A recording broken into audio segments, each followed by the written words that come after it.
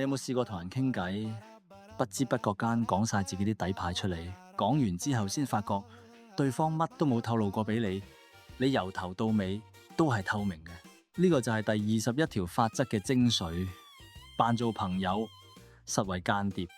聽落好奸，但係我同你講，呢條法則唔係教你去害人，而係教你保護自己。Robert Greene 講嘅 Pose as a friend, work as a spy， 核心概念好簡單，就係喺人際關係入面，邊個掌握最多資訊，邊個就佔優。呢個唔係叫你去偷人哋啲秘密，而係要你明白，每一次社交都係一場資訊嘅交換，你交出幾多，對方交出幾多，呢個比例決定咗你嘅位置。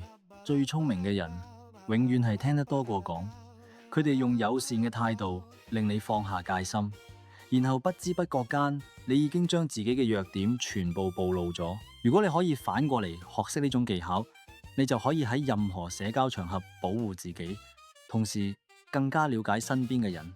呢個就係自我提升嘅角度。講個香港職場嘅真實故事，有個後生仔叫阿俊，喺一間金融公司做分析師。佢個性開朗，中意同人傾偈，乜都講。有一日，另一個部門嘅同事請佢食飯，嗰個同事好熱情，不斷問佢做緊咩項目，對公司有咩睇法，覺得邊個上司好相處。阿俊覺得人哋係真心想識朋友，於是傾心吐膽，講咗自己對部門主管嘅唔滿，講咗自己想跳槽嘅念頭，甚至講咗自己嘅人工同埋花紅。1個禮拜之後，佢主管叫佢入房，話收到消息話佢想走，問佢係咪對公司有意見。阿俊當堂呆咗，原嚟嗰個同事係主管嘅心腹，成個飯局就係一個情報搜集行動。呢個故事教咗我哋乜？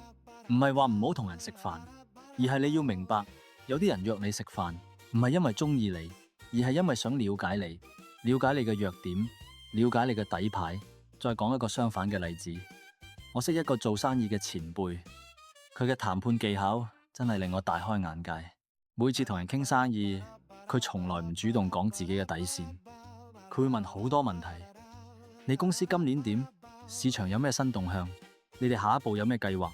對方講得越多，佢就越了解對方嘅處境。到最後傾價錢嘅時候，佢已經知道對方嘅成本、壓力同埋底線。有人問佢點解可以咁犀利，佢話好簡單，我只係做一件事，就係用心聽。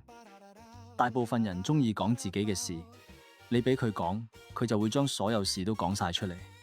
呢個就係第21條法則嘅正面運用，唔係用嚟害人，而係用嚟保護自己同埋提升自己嘅判斷力。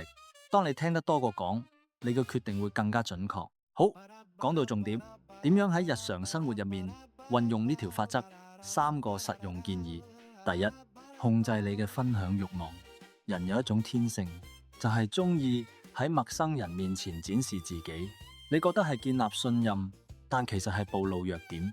下次你想講自己嘅事嘅時候，停3秒，問自己呢樣嘢講出嚟對我有冇好處？第二，學識問好問題。好嘅問題比你講100句更有用。你問人哋嘅觀點，人哋就會打開心扉。你問得越好，得到嘅資訊就越有價值。第三，留意人哋問你乜事問題。